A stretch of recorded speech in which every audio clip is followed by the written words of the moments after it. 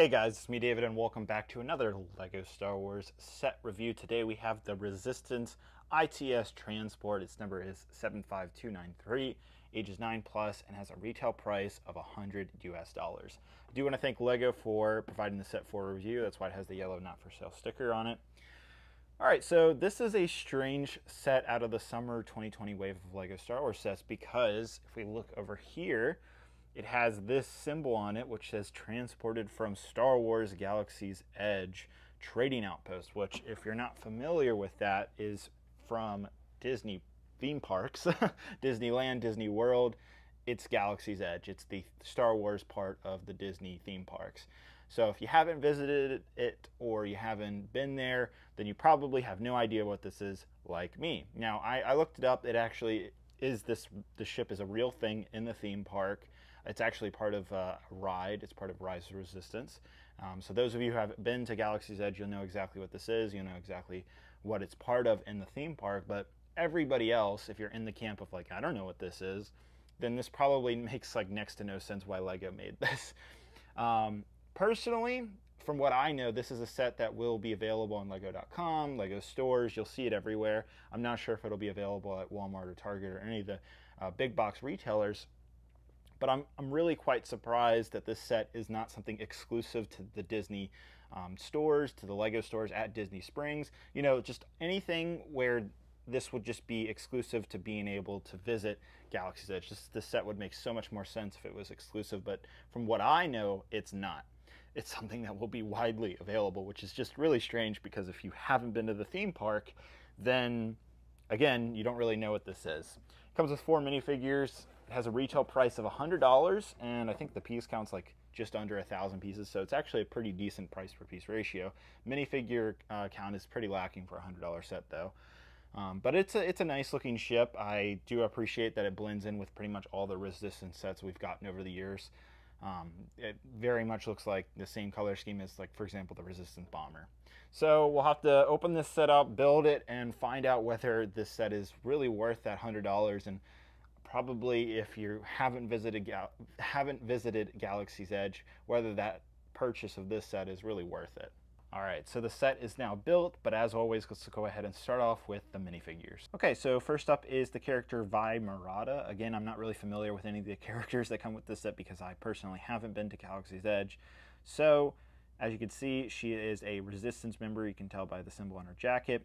She has kind of an orange jumpsuit type of jacket going on with kind of a dark gray shirt underneath, and then you have some dark brown legs with no printing on them, some detail on the back. But what's really cool is her hairpiece is like this black to blue gradient. You can actually really see the gradient come down from the black, which is really cool. I don't think we've ever really seen that before in a LEGO Star Wars minifigure.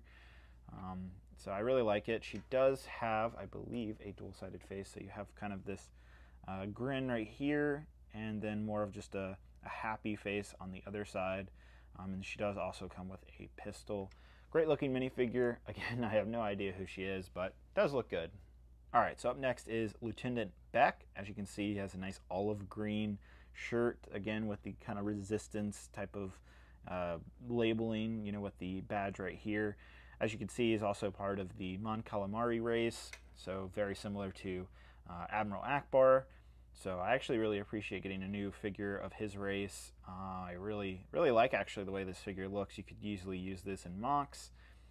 Looks cool. I really like it. Has a pistol, gray head. There's some dark gray markings on the top, kind of a white face, and then everything else is, again, gray about the head.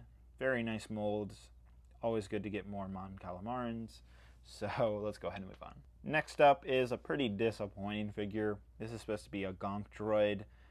As you can see, it's sand green, but personally, you know, they went the brick built route, and not a huge fan of this. I wish we got like some specific mold of a Gonk droid.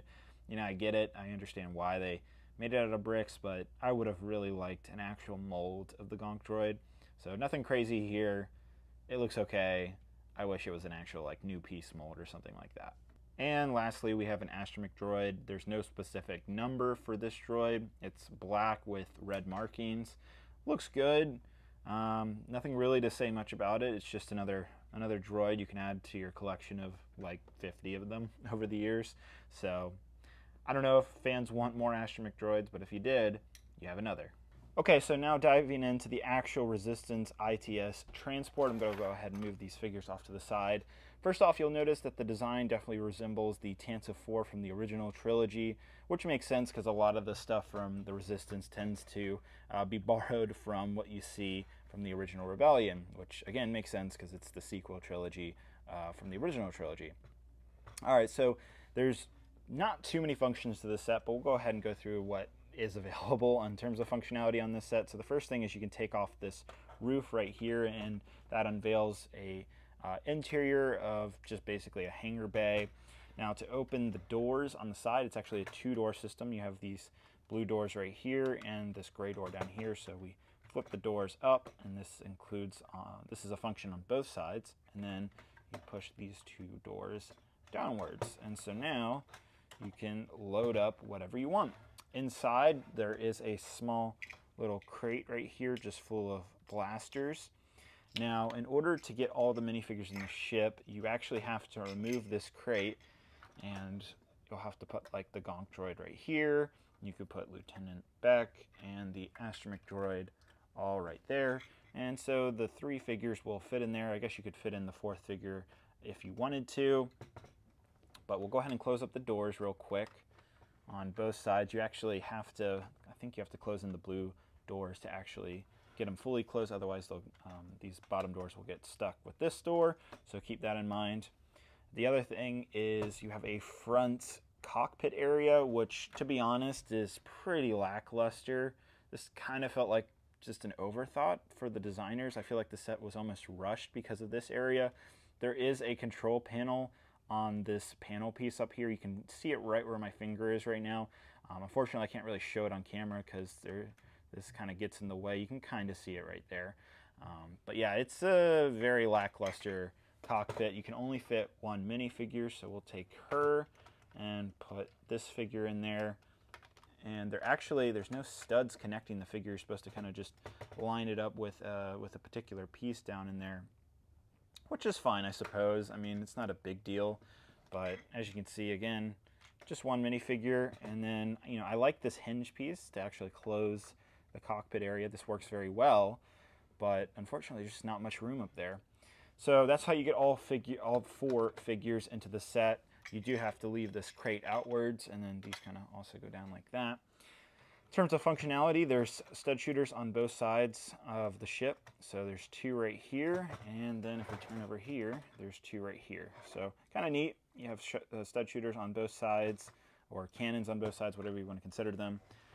And that's really it. There's no handle on this set, no handle to pick up the set. In order to pick it up, you're just supposed to hold it like this. Thankfully, it's a very sturdy construction, so LEGO did think that through.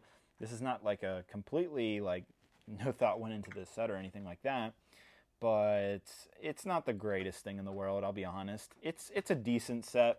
I don't know really if I would buy this if I haven't been to Galaxy's Edge. I think a lot of you will probably skip this set unless you've been to that part of Disney.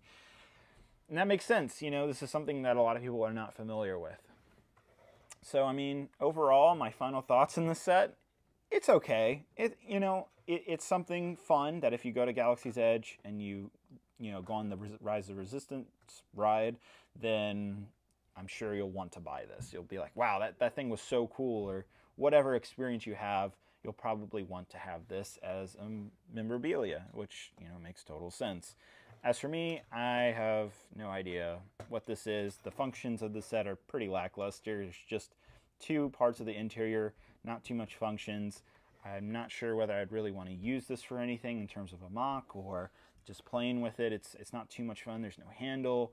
There's not even spring-loaded missiles. So it's kind of shocking, but I mean, hey, it represents what it's supposed to represent from Galaxy's Edge. So it's up to you whether you want to purchase the set. The only real reason I could see a lot of you buying this is if you've just been to Galaxy's Edge and you just want to remember that experience.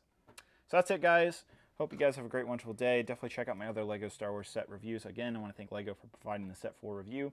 $100 for the set, not too shabby, but it doesn't really have any figures worthwhile unless, again, you've been to Galaxy's Edge. All right, talk to you guys later. Bye-bye.